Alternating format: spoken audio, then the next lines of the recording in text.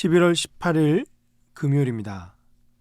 오늘 새벽 우리에게 주시는 하나님의 말씀은 사사기 19장 1절로부터 9절까지 말씀입니다.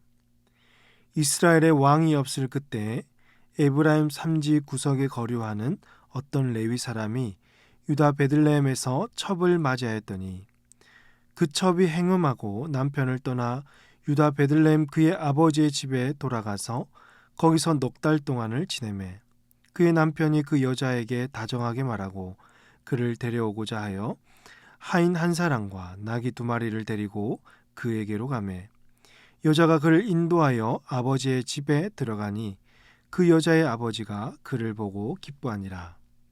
그의 장인 곧 그 여자의 아버지가 그를 머물게 하매 그가 3일 동안 그와 함께 머물며 먹고 마시며 거기서 유숙하다가 넷째 날 아침에 일찍 일어나 떠나고자 하매 그 여자의 아버지가 그의 사위에게 이르되 떡을 조금 먹고 그대의 기력을 돋운 후에 그대의 길을 가라 하니라.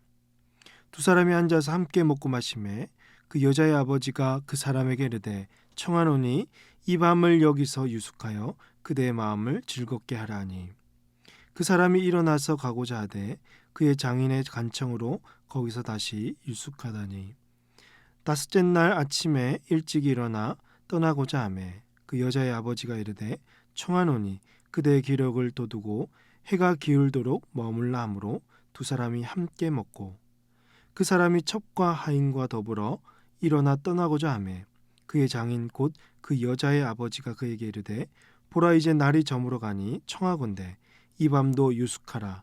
보라 해가 기울었느니라. 그대는 여기서 유숙하여 그대의 마음을 즐겁게 하고 내일 일찍이 그대의 길을 가서 그대의 집으로 돌아가라 하니. 아멘. 오늘 우리가 읽은 본문도 이 사사기에서 발생하는 비극적인 사건의 시작을 보여주고 있습니다. 안타까운 것은요, 앞서 17장과 18장을 통해서도 보셨지만 비극적인 사건이 현재 누구로부터 시작되는가입니다. 바로 이스라엘의 지도자 제사장과 레위인으로부터 시작된다는 것입니다. 하나님의 율법에 능통하고 백성들에게 율법을 가르치고 그 율법대로 살면서 전수해 주어야 할 사람들이 율법을 무시하고 자신의 정욕대로 살고 있으니까 이 시대가 얼마나 타락했는지를 보여주는 것입니다. 이를 말하기나 한 듯 1절 말씀 19장 1절을 보시면 이스라엘의 왕이 없을 그때라고 합니다. 분명 이스라엘의 왕은 하나님이셨지만 이 시대의 사람들은 하나님을 왕으로 여기지 않았고 그저 자신의 소견에 옳은 대로 행해왔습니다. 여러분, 그러면 누가 제일 먼저 타락하게 될까요? 권력은 가진 자가 제일 먼저 타락할 수밖에 없는 것이죠. 지도자들이 자신의 권력을 함부로 남용하게 되는 것입니다. 1절 말씀을 계속 보시면 에브라임 산지 구석에 거류하는 어떤 레위 사람이 유다 베들레헴에서 첩을 맞이하였더니 라고 했습니다. 지금 한 레위인이 등장하는데 그는 에브라임 산지 어느 구석에 살고 있었습니다. 그런데 문제는 그에게 베들레헴에서 사는 첩이 있었다는 것입니다. 레위기 21장 7절을 보시면 이때 그들은 제사장을 가리키는데요. 부정한 창녀나 이혼당한 여인을 취하지 말지니 이는 그가 여호와 하나님께 거룩함이니라 라고 했습니다. 그는 레위인으로서 거룩을 지키고 절제했어야 됐는데 자신의 정욕을 해결하기 위해서 첩을 둠으로써 가정에 불화가 생길 뿐만 아니라 이스라엘 전체에 위기를 유발시켰습니다. 아니나 다를까 2절에 보니까 그 첩은 간음을 행했습니다. 레위 사람과 결혼한 것도 모자라서 그녀는 간음을 행했고 남편을 떠나서 자신의 친정집 베들레헴으로 돌아가서 넉 달 동안을 지냈습니다. 이럴 경우에 레위는 어떻게 해야 될까요? 신명기 22장 23절을 보시면 처녀인 여자가 어떤 남자와 만나 동침하게 되면 그들을 둘 다 성읍 문으로 끌어내고 그들을 돌로 쳐 죽이라고 말씀하고 있습니다. 그런데 이 레위인은 어떻게 하고 있냐면 사사기 19장 3절 말씀 보시면 그의 남편이 그 여자에게 다정하게 말하고 그를 데려오고자 하여 하인 한 사람과 나귀 2마리를 데리고 그에게로 가매 여자가 그를 인도하여 아버지의 집에 들어가니 그 여자의 아버지가 그를 보고 기뻐하니라 라고 했습니다. 레위인은 율법대로 첩을 돌로 치지 아니하였고 오히려 베들레헴에 있는 그 첩의 친정집으로 가서 아내를 데리고 오려고 했습니다. 첩의 아버지는 좋을 수밖에 없겠죠. 자신의 딸이 음행을 했는데 죽이지 않고 다정하게 찾아와서 딸을 데리고 간다고 하니까 얼마나 기뻤겠습니까? 첩의 아버지는 사위에게 온갖 호의를 다 베풉니다. 레위인은 3일만 자고 4일째는 에브라임으로 가려고 했습니다. 그런데 장인어른이 이 조금만 더 자고 가라, 마음을 즐겁게 하라 라고 하니까 하룻밤을 더 머물게 되는 거죠. 또 8절 말씀에서 5째 날 아침에 이제 일찍 일어나 떠나고자 했는데 또 장인이 기력을 채우고 가라고 밤이 되도록 함께 먹다가 다시 날이 어두워지자 또 자고 가라고 하니까 그렇게 또 붙들고 있는 것입니다. 내일 보시겠지만 이 레위인은 더 이상 자고 싶지 않아서 또 사역을 해야 되기 때문에 무리하게 집으로 에브라임으로 향하다가 큰 봉변을 당하고 마는 것입니다. 이것이 이스라엘 백성 전체에 큰 문제를 일으키고 베냐민 지파가 사라질 위기를 맞이하게 되는 것입니다.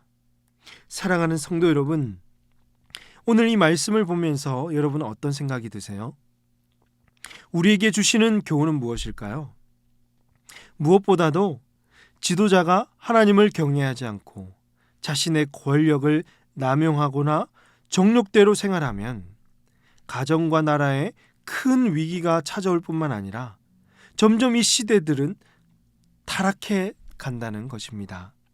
율법을 준수해야 될 레위인이, 애초부터 첩을 만나지 말았어야 될 레위인이 자신의 정욕에 의해서 첩을 두고 그것도 모자라서 율법을 무시하고 음행한 첩을 다시 데리고 가는 것은 하나님을 무시하고 자신의 소견대로 행하는, 죄가 만연한 이 시대를 거울로 비춰주는 것이라 할 수 있겠습니다.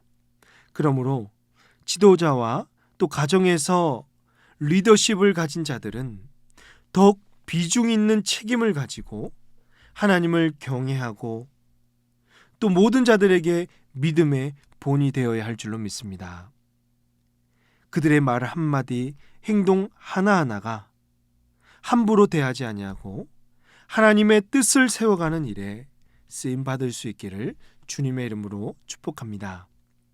또 한 가지는요, 우리는 거룩을 생명과 같이 지켜야 한다는 것입니다.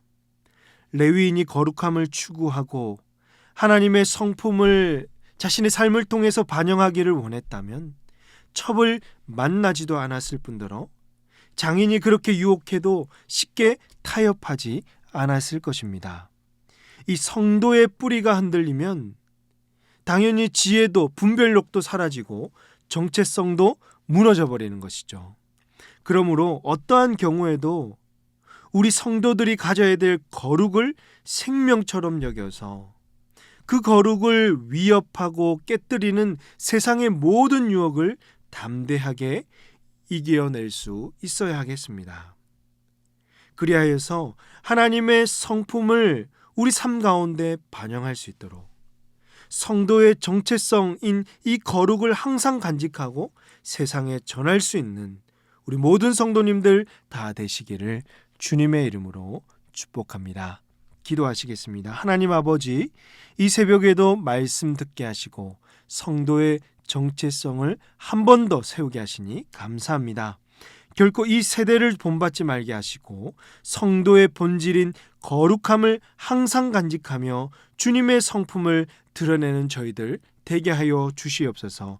세상 그 어떤 유혹도 정말 분별하여 이겨내게 하시고 무엇보다 지도자들과 가정의 가장들이 하나님 앞에 바로 서 있게 하시고 하나님의 뜻을 이루어 갈 수 있도록 은혜를 베풀어 주시옵소서. 이 모든 말씀을 우리 구주 예수님의 이름으로 기도하옵나이다. 아멘.